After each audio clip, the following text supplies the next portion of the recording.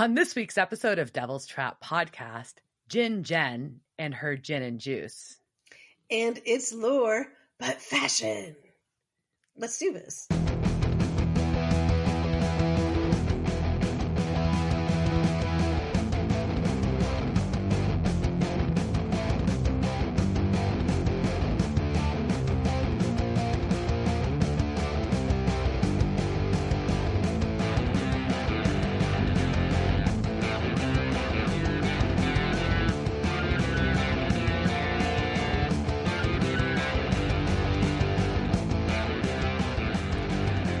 Welcome to this week's episode of Devil's Trap Podcast. I'm Diana.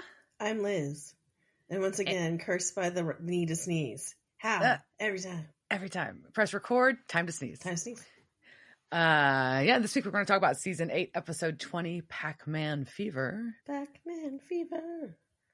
But before that, while you're about to sneeze, what have you been up to, Liz?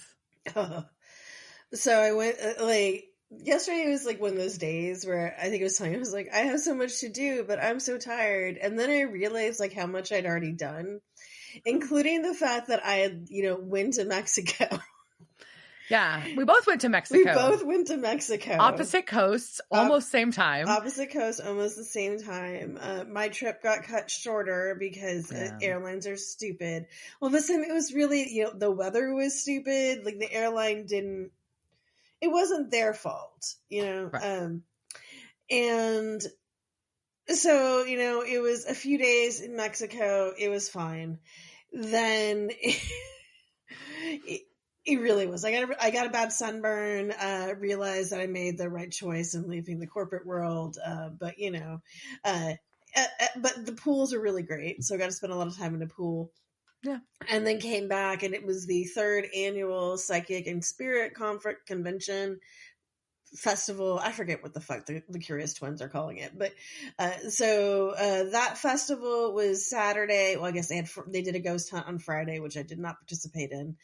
And Saturday they had the event with all the speakers, and this year they also added a traveling exhibit for the Warrens Occult Museum, which is really good timing because last podcast on the left is starting their series in the Warrens, who I'm pretty sure were pieces of shit, and people within the ghost hunting community, most do not share that opinion, and all so this exhibit they basically had 13 pieces from the Warrens museums. And if you're not familiar with Ed and Lorraine Warren, we've talked to them briefly about them on this on the show. But they are the protagonists of the Conjuring series, where kind of Hollywoodified them, but they weren't that really, they were a couple who found their money or their calling, whatever you want to say, in paranormal investigations. Ed Warren was a demonologist and likely probably a pedophile. There's lots of weird things about him grooming a teenage girl and all sorts of stuff that just make me go, and so I just rather be but also how could I not pay to go to this museum? And God damn it. And it was $40 to get in there, and they had so many people coming in to see these 12 things, and the two dudes who were with they're from the museum. One of them knew Ed growing up and was very fond of them. Their highlight was not the Annabelle doll that the Warrens used to have, which I believe that's in Bacon's museum, I think, but they had a prop from the Annabelle movie on the actual chair that Annabelle sat in. Ooh. So they had that. They had the toy dinosaur from the Glazel Haunting, and that one, I just really wanted to play with it. It looked like it was a lot of fun. They had the one the one that was in the big spooky room was the Shadow doll, and that one I think was used. I think the lore behind that was you would basically use it to curse somebody, and so the shadow would eat their soul, whatever, blah, blah, blah. And so Ooh, that was in Creepy there. dolls. There was many creepy dolls. There was the fire doll, and her eyes were very creepy, and she apparently set a house on fire. Huh. Yeah, that's a lot for a doll to do, but it is. Yeah, so I was just like, wow, like they brought like 16 things, like probably like not even a trailer's worth, right? And I'm like, and hundreds of people, $40 a pop. I mean, not a bad gig if you can get it. Right. So, but it was still, always a good time. Saw some fun mediumship examples, and it was, mediumship. Mediumship. I didn't know that word. You know that word. Like remember we were joking about. So there were protesters and police out at the festival, and sadly they were gone by the time that I got there. I wanted to make some friends, but Diana said I'm sorry, I throw you under the bus for this. That's terrible fine. No, it's terrible. It's fucking terrible, but I'll own it. And you're like, oh, they're psychic. Shouldn't they have known they were coming? And then I was like, now you're going to make me be a Hermione and say being psychic doesn't necessarily mean that you predict the future. Sometimes it means you talk to ghosts, and those are mediums. So mediumship. I know medium, but I just haven't heard mediumship as I like it. It's a good word. It is. Along with snortfolio, which we're just not going to explain. I'm just not going to explain snortfolio. No. So that was my weekend, and and just lots of other things have been filling up the calendar, and the calendar just does not stop. But I'm looking forward to this weekend and getting to see you and Babe. Yeah. And so, how was your trip to Mexico? Tell us how you became Gidget. It was good. It was good. We went to Sayulita, which was is lovely. And it's a small town, but it was a whole lot of walking and a lot of hills and cobblestones. So it was a no high heel zone for Diana. I knew that, so I didn't pack any. I was smart. But yeah, I surfed, which is pretty cool. Am I good? No. Did I get up? Yes. That's all that matters. And you didn't hurt yourself. I did not injure myself. Well, to be fair, I did bruise one of my boobs. That's okay. Like flopping onto the board and I fell, obviously, repeatedly. But anyway, so now, and then we went to the Playa de los Muertos, where you had to walk through a cemetery on a hill to get to this other little, slightly isolated beach. It's not like a secret or anything. There's so much people there. It's like my beach. Yeah. Is it all gothy? Is everybody in black? I wish, but it was not. But it was very pretty. And there's maybe that's where I opened my goth beach bar. There you go. And there's a lot of beach doggos in this town. Lots of beach doggos. Any beach gatos? I did not see any gatos. I kind of feel like you get one or the other, right? Yeah. They don't necessarily hang out. But yeah. And I came back from a few days in Mexico, which were lovely. I actually did not take a laptop. I actually had spent more than a few hours without checking my email. Very proud of myself. And then we came home and I chopped my hair off, and then we went to a show. We went and saw a really great show. Not my first choice of locations, but saw Hot Water Music with Quicksand and Off With Their Heads. So it was a really, really good show. And really now, really good shoe. Really good shoe. And we got now we're just gearing up to go down to San Antonio for Hot Rod Hillbillies to open up for the Necromantics, and then have a little holiday weekend. I remembered to fix the spikes on my vest. I was very proud of myself. Ooh, nice. I'm contemplating putting a third row on, but I didn't want to start because once you start, you have to. No, you have to finish. I'm just kind of I took a break, and it was like, it's just a nice thing to do while you're watching TV. Just that too. As much like you're bedazzling, shoving spikes and studs into things is also very soothing while you watch TV. It's very similar, very soothing and repetitive motion like that. I think we've got two pretty big pieces of news associated with the supernatural universe. Yeah, within the SPN family. Well, there's Number many one, pieces. Okay, so let's go through them.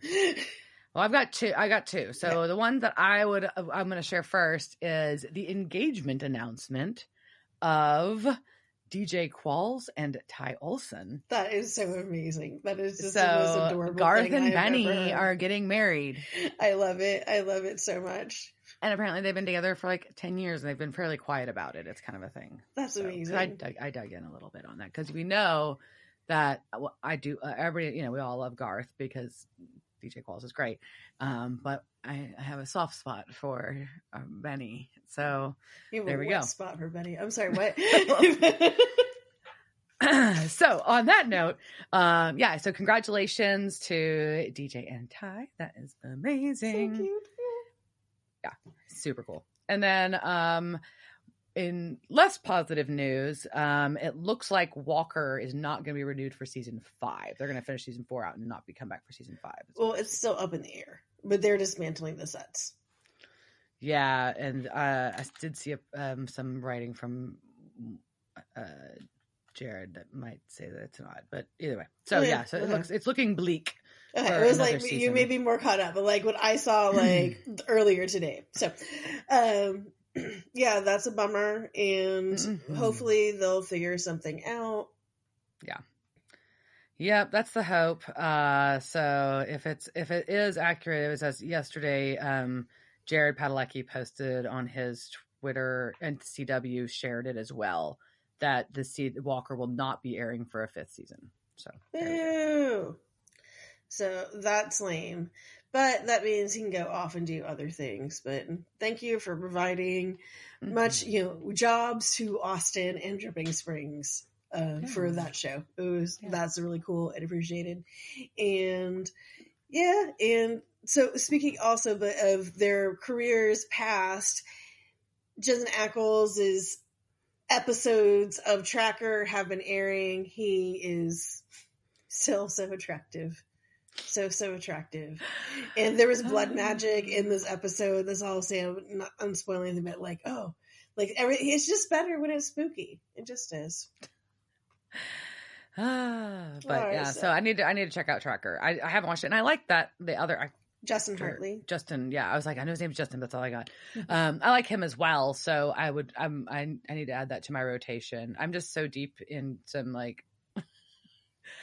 I'm really deep in iZombie, and now I got Babe watching Girls 5 Eva with me. So yeah, those are all good reasons to not watch things. So. All right, so let's talk about Pac-Man Fever. Yeah. So this was season 8, episode 20. We're getting to the end of season 8. This was written by Robbie Thompson, who we last saw this season in Goodbye Stranger. That was episode 17. Before that, he also did LARP and the Real Girl, so Charlie's other episode. This was directed by Bob Singer, and we last saw him this season in Torn and Frayed, and that was episode 10. And he also did the first of this season, We Need to Talk About Kevin. And this first aired April 24th, 2013.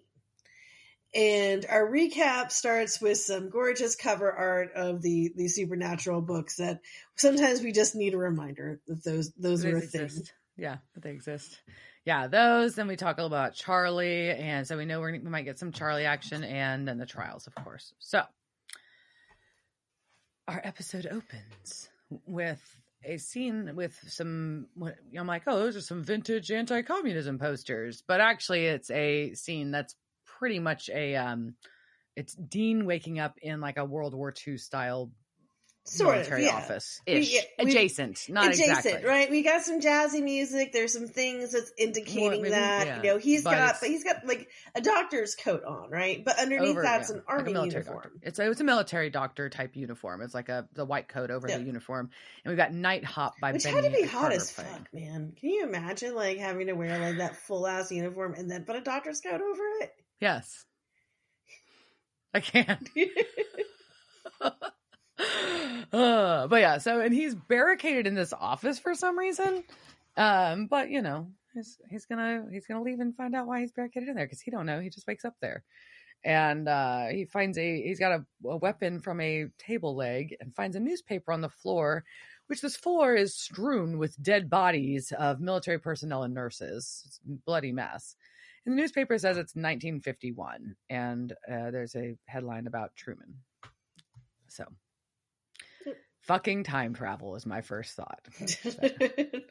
But you also know it's weird. Like, this is not accurate. Something's off. Yeah, it looks more like movie time travel or something. Is like, it's not right. But there's a non-working elevator and something making monster sounds.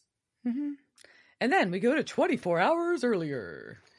All right, and so we're at this bunker, and Dean has brought beer and some other things, and Sam comes out, and he looks like hell. Mm-hmm. Dean comments on his hair, like he should. Yeah, because his hair needs a haircut. And apparently he's been asleep for a very long time. And then Dean throws him a beer, and he misses it, and it shatters all over the floor, and no one reacts. Yeah, because a beer is what I want the first thing when I wake up after sleeping for a day. Like, please give me some beer. Where's the coffee is the question. Or maybe just some water. I'm just but probably right. not. Not beer. Probably not. But and it's probably not even that cold of a beer. No. And so we now know Sam is wobbly. But yeah, so Sam's wobbly because he didn't catch the beer, and he's kind of stumbling. But Sam's like, we need to go find Kevin. And Dean's like, no, I've hacked into all these cameras. There's nothing there. Garth's out looking for him. We got Hunter APB out. You need to fucking chill, bro. And Sam's like, I can still hunt. I'll prove it to you. Let's go to the gun range, is what Dean says. So they go to their own private gun range in the bunker that we didn't know existed. There's a shooting range. It gets even cooler in the bunker. Yeah. How did they keep this from us? I want to move in the bunker now too. I really want to live. They're so like one more bunker surprise that I'm keeping from you. Well, Sam's shooting about like how I did a few weeks ago. Just kidding. It wasn't that bad. Oh, I really hope you weren't shooting that bad. No, it wasn't that bad. It was not good though, but it was not bad. But yeah, he can't even hit like the paper target, much less somewhere on the target. It is not good. And Dean's like, oh, that second trial is just hitting you harder. So now we're like, oh yeah, this is the second trial has come. Like, this is whatever this is, it's whooping his ass. But, so now, and they still don't know what the third trial is yet. They got to find Kevin to tell them what the third trial is so they can do the third trial. Right. And then you've got mail. From Charlie? What? She's in the neighborhood and found a case. Well, the subject is, where are you? I couldn't track your signal. And then it says, where are you at? Tracked yourselves a 20-mile radius of you peeps, then signal kaput. Text Addie, please. Yeah. So, and then Dean's pretty stoked because that means that the bunker is like a blocked out area. Yeah, it's basically a cell phone jammer, and that's awesome. It is. Yeah. Super Aussie. Which is pretty impressive that it would have been a blocker before a cell phone existed. I don't want to go. Yeah, it's okay. Maybe. But I mean, we think about not going to nerd on this. It's possible. But anyways, go on. Cool. So they're going to go meet Charlie, and they meet her, and she pulls up in her yellow gremlin. And Sam is just not looking great. And she's like, oh yeah, I'm just in town for this comic convention. So, and she really wants to see the bunker, which, of course she does, right? I don't blame her. Yeah. And apparently she's still doing her cosplay, and having fun with that. And Dean commits that they are not going to miss the upcoming Jubilee. So I guess they're keeping up with her Moondor world. With LARPing. Yes. And she's like, yeah, but here's the case. Tom Blake is this clerk in Salina. And so we're in Salina, Kansas, which, funny enough, I've been to. Anyways, it's not much of a town, but there is a military training facility there. Yep. Major family friends live there. Huh. I got lost in a field and screamed at the universe there. Sounds fun. Like you do sometimes. Yeah. Actually does sound like fun. And when I go into a field and scream at the universe, that sounds like a grand old time. So I was like getting jealous of like the kid on the airplane behind me. Like he was just he was screaming. just screaming at the top of his lungs. I'm like, why do you get to do that? I want to sit in this plane and scream that loud. Well, Tom, this clerk, was found dead, and his insides were liquefied. And Charlie has been studying up on monsters because she's got this really cool diagram. What would you call it? It's a bunch of pictures of monsters. I call it a bingo card. Well, that's a good way. Yeah, it's a bingo card. She's going through. It's basically a database that she has made like little pictures on, so you can like go, but you can X out like what type it is, so you can be like, no, it's not it, and then this must be my monster. Yeah, it's pretty good. Apparently, she got very obsessive about researching monsters, and then she found the Carver Edlund books, and I like her meta madness comment, and thanks them for saving the world. And Sam and Dean are so bummed. They're like, we need to burn those books. She's like, they're online now. Sorry. Yeah, you cannot go away. No. But yeah, so Dean's like, all right, let's go do this case. I'm on it. And, Charlie can come along. If she proves herself at the range. Right. Yeah, Charlie really wants to go, and Dean's just like, I'm going to pull the same shit I did with Sam, right? Like, you can come if you can hit these targets. Well, Charlie, a bad bitch at the range. Yeah, she just double taps a target in the head and is like, are we cool now? And Dean says, yeah, as long as there's no novelty t-shirts. So what time is it? What time is it now? It's montage time. It's a fashion montage. Everyone loves a montage. Yeah. And we've got Walking on Sunshine playing. We've got a bunch of different outfits as she's trying to find the perfect outfit to go on the case with Dean. And Dean finally approves of a very, very ugly pantsuit. Yeah. And as they're leaving, though, he tells her, we get like the good cut where it's like, obviously he's told her all about the trials, and she asks about Castiel, and then she's like, she's like giving them pep talks after reading those books. She's all hyped. There's pretty much nothing Winchesters can't do if they work together. Well, I thought that was very touching. It was just very charming. It is cute. Like, oh, reminder, like, and like Dean's like, oh, I remember my brother Sammy. Yeah, it's very cute reminders. It's just fun. It's just very funny how she's like all like hyped after reading their books. I appreciate it. And Dean uses Charlie's phone to call Sam, and while he's practicing at the range and still not doing very well, but he says it's good. He tells himself it's good enough. Yeah, and I would also be obsessing over this, especially if I had a shooting range down there and I was shooting that, like, oh my, I would just be like, get it right. And then I would just get worse and worse because I would overthink it. Overthinking it, for sure. Absolutely. That's how you spiral like that. Yes. And I would too. This is a perfectionist downfall. So Dean and Charlie go to the coroner's office, and Charlie is not great at playing this game out the gate. She's got her badge upside down and all this stuff, just real awkward. It's bad. But they found the coroner who's going to be a super duper stickler for paperwork and doesn't fall for the Dean Charm agent crap, apparently. Yeah, but she's asking for a chain of custody, and I'm not sure that's the right paperwork you would have in the situation, because chain of custody usually taking it. Yeah, it usually implies that you're passing evidence from like one person to one person, and they are taking possession of it. Right. And so I don't think they would be passing possession of the corpse over to the FBI. So she would be retaining possession. They would just be observing. Yeah, I don't know. I think y'all made up a bad form.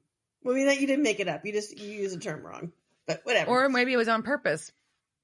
Maybe. This episode, it could have been intentional just to trick and not release it. Perhaps. That would so Dean's like, tries to charm her and fails. And though they leave, and Dean kind of calls out Charlie about how bad she was at this. And I really like her comment. She said she couldn't Control-Alt-Delete her way out. Like, yeah. Yeah, and sometimes it's just making small talk is hard. So, and Dean's like, it's all right, we'll just come back. And Charlie kind of freaks out about doing a breaking and entering. And Dean compares it to hacking. And she's like, well, yeah, but one I've been doing since I was a teenager, starting with NORAD. And the other I've only done one other time with Sam and Dean, and I broke my arm. And honestly, when she was a teenager, getting into NORAD probably wasn't that hard. That's valid. So we cut to two teenage boys walking by the train tracks at night, playing their handheld gaming system, which I don't want to guess which one it was and say wrong. I couldn't tell. And they find a dead body that is fairly bloated. Dude walked right over it. Like, he was just like so into his game that like, yeah. It's like kids on their phones today. Shake my fist at the sky. But yeah, they like. That's okay. Their eyelids are all gonna look really weird. Yeah. And think of the wrinkles they're gonna get. Like, they're gonna get a whole new kind of wrinkles. Anyway, so we've got a very bloaty corpse. Don't poke it. And so they start poking it with a stick. This is a terrible idea. It is, don't poke the bloated body. But also, like, how can you not poke it? Because I also want to poke it. No, it's an intrusive thought. It's an intrusive thought. Like, but I would resist. Don't poke it. Because I would poke it. I would resist. I walked past some door in a medical building today, and there was a sign like on the wall that had a gauge for water pressure, and there was a lock on the door. And all I wanted to do was get in there and figure out what it was. But intrusive thoughts, like, I can't see things like that and not want to. Like, you can't not poke the bloated corpse with a stick. Well, they do, and it explodes all over them. So Dean and Charlie have to show up to this crime scene. And guess who's already there? Sam. Because he does look like shit, but he's playing the FBI card too, and he's going to work the case. And this is a different victim. Jake Hale is a librarian, and the coroner has already scooped up the body by the time they've all gotten there. So, yeah. Dean wants Sam to go home. But while they talk about it, they send Charlie to go talk to these witnesses, these two young men. But she didn't want to miss the bromant. She did not want to miss the bromant. But she's the perfect person to go talk to these two kids because she can fucking talk gamer to them. So it's actually pretty good. We've got Sam and Dean having their moment about Sam. It reminds Dean that he can't protect them both, and Sam needs to play through the pain, and which are things that Dean has said before, so it's kind of funny. But yeah, Charlie shows back up though, and is like, by the way, the witnesses saw a blue handprint on that body before it covered them in years of therapy. Really funny line. Yeah, so there we go. I wonder what their gut microbiome looks like. Ew. It's all over these kids. You can probably check it. All right. So they've got a blue handprint, and now it's time for some breaking and entering. Also, Sam stole your car. Yeah, so they go to the coroner's office again. Sam and Charlie and Dean all meet up there in two different vehicles. And while they're there, they right when they get in, they see the headlights and the coroner has shown up. So Charlie's all confident now. She's fucking ready. She feels good. She's got her mojo after talking to those witnesses, and she is gonna try to stall our coroner while Sam and Dean go look at this body. So she just strolls right into the coroner's office and asks for the blank copy of the form that they need. All the lies and excuses. Well, Sam and Dean discover that the body's already been burned. That was fast.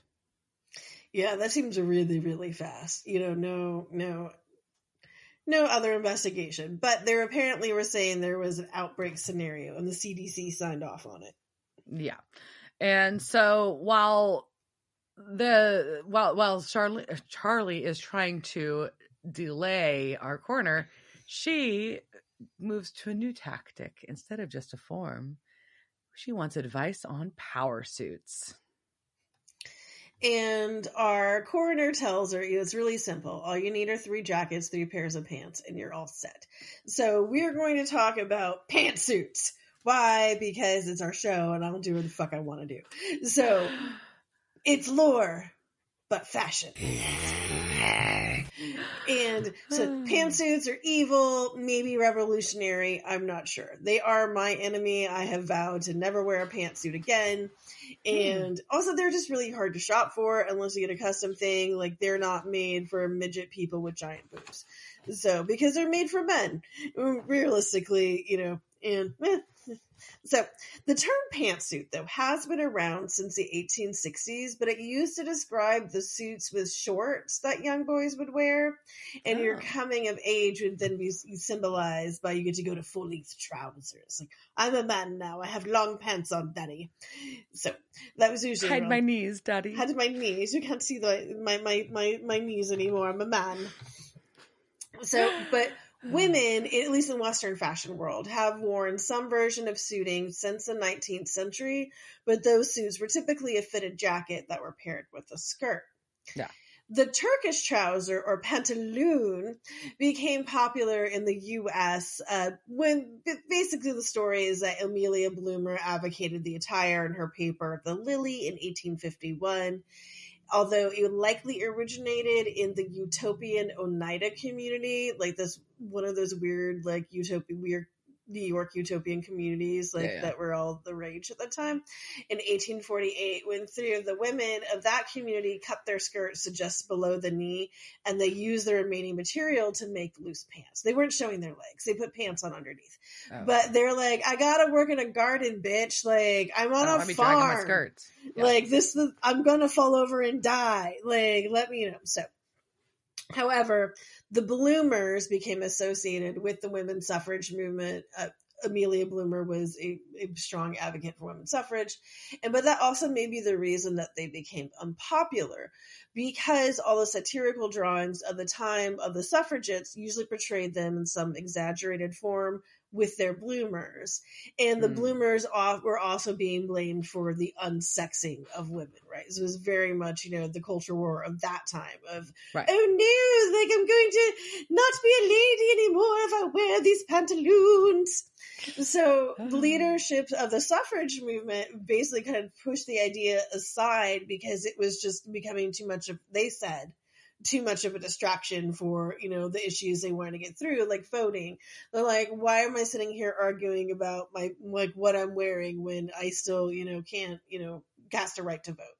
Right. So there was kind of that pushback within the movement. Most of them started wearing regular clothes, like not regular clothes, but, just like lengthened it down. So that would stop being the point of focus. Right. There were other rival groups that did show up with some reform things, but it was never really popular. So just kind of was there in the background. And people there was the bicycles, remember learning about that, you had your bicycle shorts and stuff, but that really still wasn't that popular. So in 1909, the French designer Paul Poiret, is that how you say that? Poirot. So he introduced the harem pants, and those were designed to be exotic. And while their style didn't last that long, they helped kind of ease some of this discomfort of a woman walking. We can see her legs separated like a harlot. So in 1917, Vogue printed its first cover with a woman in pants on it. In the 1920s, women finally got the right to vote. I always find it weird. I'm like, what's in the fucking 20s? But okay, so in the 20s, women get the right to vote, and clothes start to become a little less restrictive. Designers like Coco Chanel started pushing the idea of menswear-inspired clothing. She also introduced the Chanel suit, which is, as we all know, is a knee-length skirt with a boxy jacket with embellished buttons. No shade. It's a Chanel suit. Duh. Okay.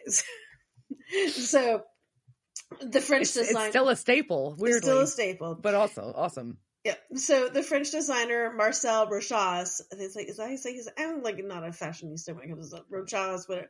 So he is credited with originating the idea of pairing pants, women's suits in 1932, when he introduced a pair of gray wool trousers and matching jacket with extreme padded shoulders. Oh. One of the earliest trouser suit images in vogue came in 1933 with Marlene Dietrich in a summer trouser suit. And they didn't want to call them pantsuits because, again, we had the boy confusion and just, it was trousers. So they were often called masculine style lounge suits. Which that's a mouthful. It's a lot of things to say. So again, so women are wearing them, but it's edgy. If you do it's very, very edgy. And then they even kind of became a sign more of just like outright rebellion in the 40s and 50s. So especially in California, we have Pachucas who were, the female members of the Pachucos, and they began wearing zoot suits to project a tough, rebellious image. And probably also because they had shit to do.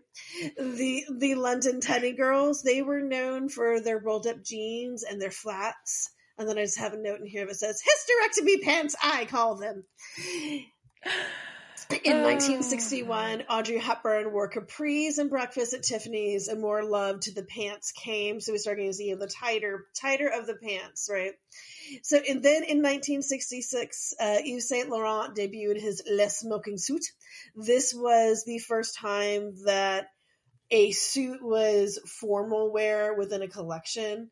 Oh. And the Le Smoking Suit was a tuxedo, and that had a dinner jacket and trousers with a satin stripe down the side, a white shirt, a black bow tie, and a cummerbund. And it kind of became this iconic, like, extra tuxedo look of women in the 60s, but was still very scandalous. In 1969, the socialite Nan Kempner was turned away from the restaurant La Côte Basque in Manhattan.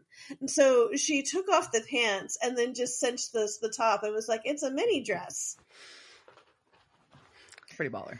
I mean, just like, but there's it's also stupid, but it's also stupid just being like, I can wear this and it's a dress and it's fine, but I can't wear the pants. Okay, cool. Whatever. Fuck you. So Pat Nixon became the first sitting lady to be photographed in a trouser suit in 1972. And that was also the first year that women in the FBI were allowed to wear pants. So this is when Charlie's pantsuit in the FBI would have originated. And that is because that's when Hoover finally died. In 1973, the perfume Charlie by Revlon was launched, and so they had this advertising campaign with women wearing pantsuits by Ralph Lauren as they went out for Night of the Town or like were running through the city streets. They call it Charlie. Go look at the ads on YouTube. They are hilarious. So, according to the revolutionary history of the pantsuit, which is extra funny with Charlie in this episode. Oh, so extra funny with Charlie. I didn't even get there. Oh, so smart. So, from 1972 to 1985, the percentage of women in the workforce grew to 49%. And so, as that did, so did the rise of the actual power suit. Right, and that was the big shoulders, the big lapels, like what you wore in Working Girl and in what was the Bette Midler one I just watched that was so great. But then in the 90s, Vogue declared that power dressing was over, and people started taking suits out of the stores. Neiman Marcus even eliminated the suit department. I didn't know they did that. Like, that was crazy. I mean, it came back, but that was just weird, right? Like, Vogue says it's over. Suits are gone. Take the whole department out. Take them out. No more. Remove them from my sight. And this is the other thing that I did not... Today I learned that kind of blew my mind. That in 1993, women in the Senate were finally allowed to wear pants. And that is after Senator Mosley Braun and Barbara Mikulski, they basically bucked the system. And after one of them was on purpose, one of them was not. But this whole thing, it was a very interesting story. However, it does not occur to me that until 1993, women couldn't wear fucking pants on the Senate floor, right? So, and they're kind of uppity there, right? So they've got, that's the I don't want to say the stick up your butt version of Congress, but the rules are much more formal. They're more formal. And so they changed the written policy manual to read, women are required to wear business attire, i.e. dress, skirt/blouse, business suit, coordinated pantsuit, slacks and matching blazer, no stirrup pants. I mean, I don't blame them for that one. I mean, like, does someone just really hate stirrup pants? Like, I mean, they're just like, don't. No. Susan, we saw you. No, you put the stirrup pants away. That is a faux pas, ma'am. Why do we even have stirrup pants? Like, I know I had them, but I don't understand their purpose as a fashion item. They would stay in place was the whole thing. So they wouldn't, like, I don't know. They didn't ride up, so I don't know why. I don't know. Yeah. So, and then of course in 2016, 2.9 million supporters joined the Hillary Clinton Facebook group Pantsuit Nation to champion her style and follow her campaign. Angela Merkel and Theresa May also used trouser suits in their political imagery. And this is according to which one said this, like, so today many women wear trouser suits to vote for female politicians, honoring the suit's feminist history. In 2019, dozens of U.S. congresswomen wore white trouser suits during the State of the Union address to show solidarity with the suffrage movement and support for women's issues. I just like calling it a trouser suit, and I will be calling it a trouser suit from now on. It sounds way better than pantsuit. It just does, right? I guess. Trouser suit. I don't like the word. I feel like Katharine Hepburn wore trouser suits. I mean, that's like, reasonable. She didn't wear pantsuits. She didn't wear pantsuits. I think pantsuit, like pant, like it was also, or pantaloon, right? And like your pantaloons are showing. I want a suit so bad, but I want to get like real fancy where you get like the pants, the skirt, the vest, and the blazer. You know what I mean? Like I want all four so I can like mix and match. That's what I need to get in my life. Yep, and you'll have them custom made so they actually fit you. My dad's suits, he had a lot of custom made suits. Yeah, and he had like his name like sewed into the thing. I don't know. There's also a part of me that thinks that suits are just elitist and a way of distinguishing between classes, but also I just don't look great in them. So fuck them. Fuck suits. So, anyways, that's the fun history of the. I thought we'd do something different this week. So that was the fun history of the pantsuit. The history of the pantsuit. Lower fashion. Make it fashion. Yeah, that's awesome. No, it's cool. Super cool. I like it. So someday I'll get my pantsuit custom made one of these days. So we go back to Charlie's pantsuit dilemmas, and she awkwardly leaves her new friend. Yeah. And goodness. So they make it out of the morgue because Sam and Dean have finished getting the information they need. And they go back to the bunker where Charlie is showing her super cool bingo card of monsters. And Sam hates it, but also wants one. It's reasonable. Yeah. And Dean is looking through journals and finds that there is an offshoot of the djinn. And this has the blue eyes, but it passes as human. And its victims end up with jelly-like insides. And then Charlie gets to come back with, I hate that, and I want one. About the so journal for the win. The journal for the win. And we are also reminded that just like the other djinn, that these can be killed with a silver blade dipped in lamb's blood. Yeah. So Charlie's going to go, says she's going to leave. She's going to go pick up some food and some pie because she won't forget Dean's pie like Sam does. And as she leaves, Sam and Dean agree that something's off with Charlie. Like, they're glad to have her and they like Charlie, but something's just, since she's shown up, something's off about this whole thing. So we cut to Charlie's house. What the fuck is this? Apparently she's got a place in town. I don't know. There's very unclear about all this, but she has a place and she's got a lockbox full of multiple passports, IDs, and money. And she hops on her laptop and starts transferring funds around. That's so dreamy. Sorry, I just want to imagine having all those identities. It's so nice. Well, she is moving funds around, hears a noise, goes and looks out in the hall, and our coroner is there, and our coroner has blue eyes. So our coroner is it's the pantsuit monster. Yeah, pantsuit djinn. So Sam is trying to call her, and while he's doing this, he has a gnarly coughing fit.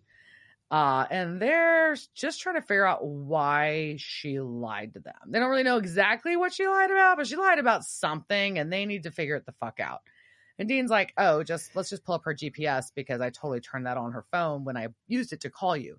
But wouldn't she have noticed that? This is Not necessarily. okay. Anyways, so they find her house apartment thing and they knock on the door. Her furniture is all knocked around. And obviously there was a struggle and she left unexpectedly because all her IDs are laying everywhere.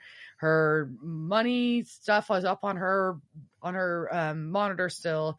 And she's been making donations to the Shawnee County General Hospital in Topeka, specifically for a patient named Gertrude Middleton. So Dean's got to figure out who Gertrude is while Sam looks for the gin. So we cut to the hospital where Dean is talking to the nurse about Gertrude. Gertrude has been in a vegetative state for 16 years. She got worse a year ago and she is on a ventilator. 16 years ago, her and her husband were hit by a drunk driver and their husband died and they were on their way to pick up their daughter from a sleepover. And after that, the 12-year-old girl got into trouble and has not been seen in years. No. Oh, shit. And some nurses think that someone's been reading to her, but nobody's ever officially signed it. Yeah, and they know that some donations are caring for her. That's it. And so Dean tells Gertrude, who, as the nurse leaves, that she's got one hell of a daughter and they're going to find her. Oh no, this is Charlie's mom. Yeah. So sad. So we cut to Charlie tied to a chair in a basement. Yeah, or something. Pantsuit Monster has her tied up and she smells fear. And she sniffed her fear. And she followed her scent. Ew. And Charlie is like, oh, Jen can smell fear? And that was the giveaway. Our Jen was like, oh, wait, if you know that, then you are hunters, not FBI. It's kind of interesting. Like, duh. Like, you really think they were FBI to begin with? Come on. Yeah. So she explains that her type of Jen prefer a bitter blood with a taste of fear. Gross. And so she does the blue glowy tribal tattoo thingy. And tells her that she'll make a good meal for two. Yes. What? And grabs her arm. So why is it for two? And grabs Charlie's arm, and it's not good. So and then just tribal tattoo feeding. So everybody you see with a tribal tattoo, they're Jen. Is that what it is? Yeah, if they've got tribal sleeves, Jen. They got tribal sleeves. They're just gonna suck your fear. Ew. Back in the bunker, Dean tells Sam about Gertrude, and he implies an empathetic similarity to holding on to their mother. It's kind of an interesting thing. And Sam is I lost my spot. That's terrible. Yeah, Sam has found a John Doe from 9 years ago. And that, yes, that's what it was. And that the coroner was the assistant coroner at the time. Yes, and she accidentally sent the body to be burned. Oops. Well, Charlie's trying to talk shit to this Jen because that's what she do. And the Jen is like, yeah, nope, sorry. By the way, Sam and Dean reeked of fear too. Or Dean, because she didn't really see Sam yet. So he reeked of fear too. And he grabs, and the Jen grabs Charlie's arm. And when she grabs it, Charlie screams like she's in pain. That's sad. Damn it, Pantsuit Monster. But Sam and Dean have discovered that our Jen got sloppy. They own 2 properties, a house and an abandoned shipping warehouse. Woohoo! And Dean says, of course, because he is also sick of the warehouses. But it also seems like really weirdly obvious. Like, that's public record. Wouldn't you need a reason to own this weird warehouse? I don't know. I mean, is it just an investment? I don't know. I'm buying you a warehouse for your next birthday. We'll find out. Is owning a warehouse sus is the question. Mm-hmm. So they sneak in and they find Charlie tied to this chair with a blue handprint on their arm, and she is unconscious. This is not good. And there's a whole thing. I don't know. I'll let you jump in because it gets kind of weird for a minute. So We've got Sam and the fight, Jennifer, they fight, and Sam's not doing well. Dean stabs her. Then Sam takes her gin and juice, and then he puts the gin and juice into Charlie, and that's not working. No, it doesn't bring her back. And so they're like, well, she's still got to be in the feedback loop that the gin sends you in, but it should have brought her back, so we don't really know. And so Dean is going to drink this weird cinnamon drink that they put together. It's African dream root, and it's going to help him dream walk into Charlie's mind. It looks like horchata with... Yes. It looks like horchata with some like cinnamon sticks in it. That's probably what it was. And then Dean tells Sam to knock him out, and so Sam has to punch him not once, but twice. But he does it without hesitation, and it's very funny because Dean's just like, I know this is going to be really hard for you, and Sam's just like, bam! Pops him. Yeah, no. So we go back to the scene that we opened in, which is this like pseudo 1951 scene, and he is trying to open the elevator. We do the build up and show like how he got back there. So he's at the elevator trying to open the door, and we've got commie monsters attacking, basically. Every grandpa's fear is the commies. So the commies are coming, and the elevator's door is open. Elevator, and it's Charlie with an eye patch, and she's got some bad bitch vibes going with tactical gear and shotgun ready to roll. And she just starts blasting these guys and says, and then she stops and says, "Come with me if you want to live," because she's always wanted to say that. And she's curious though, what the fuck Dean's doing in her dream. And he explains where she actually is, and comments on this being a very weird happy place. And she's like, "Oh no, this is not my happy place. This type of gin feeds on fear, and this is my reoccurring nightmare." Oh, that explains a lot. Explains a lot. And it's based on a video game called Red Scare that she stole, reprogrammed, and then released for free. And she reprogrammed it to reflect her flamingly liberal politics, which I think is hilarious. And just like, oh, I remember when you can like steal games off company servers and change them. Aw, the good old days. I mean, not that I knew. Okay. So anyways, so she was 12 and she did that. And then we go to like tuberculosis Sam. Yeah, he's coughing up something and here's a Sam's noise. got the consumption now. It's weird, yeah, for real. And then Dean and Charlie are trying to figure out how to get out of this fucking dream. And he's like, he's not really sure because we killed the gin. And she's like, both of them? And he's like, oh, fuck. So now Dean knows that there's two gin, but Sam does not yet know this until he stumbles upon the gin's son. You killed my mom. And then it's like, you've got to beat a child, Sam. I'm like, this is like not like, very nice. No, he's a child. I know he's a gin child, but it's still like Moose Jared Padalecki beating on a child. Well, we've got Dean wants Charlie to tell him about the game. He's like, and they're both just blasting commie monsters all day. It's everybody's dream.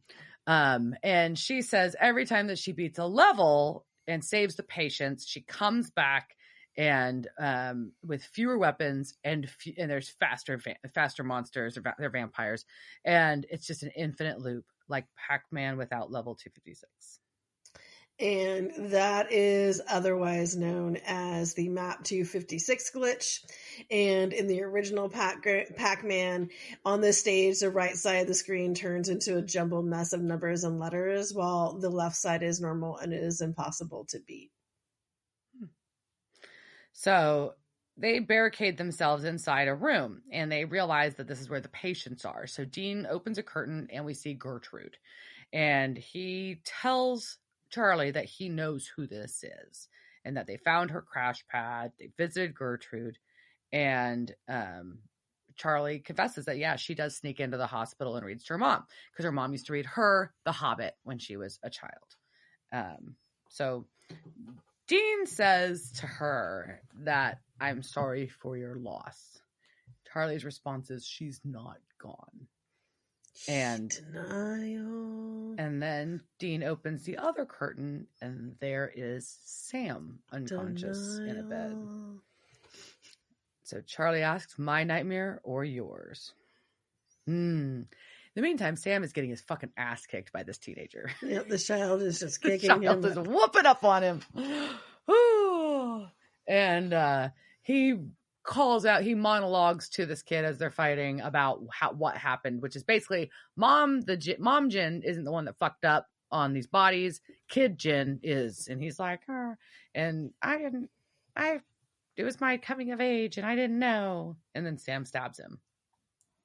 Yeah, and mom always told him not to play with his food. So we go back inside the game. Yeah. And Charlie's like, we've got to save the patients. That's what we have to do. It's the boss battle. But Dean's like, look, we're both going to die out in the real world, and you have to break the loop. I think the answer is we don't play. We don't play the game. And she's very resistant to this plan. But Dean points out on the concept level of being outside the emotional havoc of all this, that if the whole point for the Jinn is fear, then you just have to let go and stop being afraid and not play the game. And it's, and of course it's, you're not afraid of commie vampires or the game, just afraid of losing her. Yeah. So. And then we found out even sadder that Charlie blames herself for the accident. And that's because she was scared. And her parents were driving to come pick her up, and then they got into the accident. So she blames herself for that, and she just wants the chance to go back and tell her mom that she's sorry. So fucking sad. It's very sad. But she gets this off her chest, and she pauses as Dean tells her to let go, and she drops her gun. The monsters stop trying to get in. And when they pull back the curtain, Gertrude's gone. So Dean wakes up. Sam's there. Charlie's waking up and she's crying. And we get a very special hug between her and Dean. So we back to the bunker. And Charlie thanks Sam for saving them and tells him that he'll be okay, because the books portray him as tough, and if anyone can get through the trials, it's him. Oh, I bet both of them needed that. Yeah, that was very, very sad. Very sad, very touching. And then he offers to let her dig through the archives, and then she leaves. What's wrong with you? Well, and he refers to her as a woman of letters. It's cute, but yeah. Yeah, I would move in immediately. So Dean asks her what's next, and she's got to go to the hospital. And she asks Dean if he'll ever let go, and he says never. And then we get our Star Wars quote along. Charlie tells Dean that she loves him, and then he says, I know, and they hug goodbye. It's so cute. For the record, we should all be impressed that I know it's a Star Wars quote along, but I feel like that's a rule to know that one. We're not that impressed, Diana. So, inside the bunker, Sam admits that Dean was right. Sam thinks I should have hung back. And everybody's expecting, including Sam, Dean just go off on you're damn right, I'm right, whatever. But he doesn't. He just hugs Sam and says that they're going to go find the prophet. It's really sweet. Yep. So then we go to the hospital where Charlie has signed in for reals. Yeah, and then we all cry because she's reading her mom The Hobbit one last time. Yep. And if you don't cry at that, you may be dead inside. Yeah. I'm saying. Go see a therapist. But anyway, so we all deal with our own emotions in the same way. But I found it very touching, and I bawled. So, do we have peoples to talk about? casting couch. It's the casting couch. Were they on that show that time with that guy? La la la la la la la la la la la. We have a couple. So a couple casting notes. Our Dr. Jennifer O'Brien, aka Coroner, aka the Djinn, was played by Linda Boyd. She's done a ton of anime voice work, and especially like starting out her career, which I thought was an interesting starting point. She's been in episodes of X-Files, ER, Smallville, Arrow, and Supergirl. She was Alicia in the 1996 movie Generation X. She was Mrs. Lucille Strick in Disturbing Behavior. She was a party guest, which is an extra, but in Best in Show. It's one of my favorites. She was Nora in Final Destination 3, Cheryl in She's the Man, Ms. Boswell in Fast and Furious Tokyo Drift, Rose in Republic of Doyle, over 77 episodes of that, Lily in Virgin River, which is a Netflix series recently, and she's done a bunch of Hallmark in recent years. The other person I would like to highlight in my casting notes today is Diego. This is one of our video game playing teenagers / witnesses. This is played by Manny Jacinto. You may have seen him in episodes of Once Upon a Time, The 100, Bates Motel, iZombie, Wayward Pines, and Roadies. He was Waring Wade in Bad Times at the El Royale. He was Code in the brand new Cherry Flavor show ongoing series. He's done a ton of voice work, and most importantly, I think, he was Jason Mendoza in The Good Place. He was so good. So, Jason. That is probably one of the best intentionally short running sitcoms in ages, in my humble opinion. It was very well done. So, I would point out though that you did miss somebody, but I don't think they were in the credits. Uh-oh. So Jared's parents appeared as extras in this episode. Oh, and they're at the crime scene in the background, like when those people are milling around. The Padalecki's are there. That's amazing. Yeah, very cool. So, what did you think? I thought first off, I don't think either of us are mad an episode bringing Charlie in. She's fun, and I feel like the writing and dialogue is always fun. Yeah, it always picks up, I think, because I don't know, she's a perky character, and so the writing just it's witty. Yeah, that's just her person. It has to be for her character, so it's fun. And then and the pop culture references, even if they're nerdier than I would necessarily be like into, I get them, and it's fun. I think that the some of the emotional components of kind of coming around and coming together were super important, and I thought it was a fun catalyst to do that through her reading the books about them. I thought that was a really cool way to bring it about. So, but it's kind of weird that Kevin's missing and they don't like. Where's our prophet? There's I don't know. I think he's hiding somewhere where we all know that mayhaps he's on a demon plane or something. Yeah, we don't know. It's not good. So, how about you? I mean, obviously pro Felicia Day, pro Charlie. Yeah. So it's again always fun when she's on. We're getting there is out of this, like, it didn't really do anything to push us towards the end of the season. I guess I disagree. I think it did because they needed to give Sam and Dean the confidence to work together. Now that's not like a huge plot thing, but I think it is a component. I want to give it that. Okay, yeah, I'm all right with that. So, I'm glad that we're almost done with this season. No. It's not what it has a lot of great episodes in it, and right. we found a lot of people, but anyhow, all right. So, but I like this episode. It wasn't a bummer. So, on that note, cheers. Cheers, bitch. Devil's Trap Podcast is a Don't Get It production. Meow. Devil's Trap Podcast is part of the Ship It Studios podcast network. Thanks for listening to this week's episode of Devil's Trap Podcast. You can follow us on Instagram at Devil's Trap Podcast, Twitter at Devil's Trap Pod, or you can email us at devilstrap@devilstrappodcast.com. Don't forget to subscribe, leave reviews, and share with all your friends. We're at all your favorite podcast outlets and at devilstrappodcast.com. I'm Babe. Thanks for tuning in, and we'll see you next time.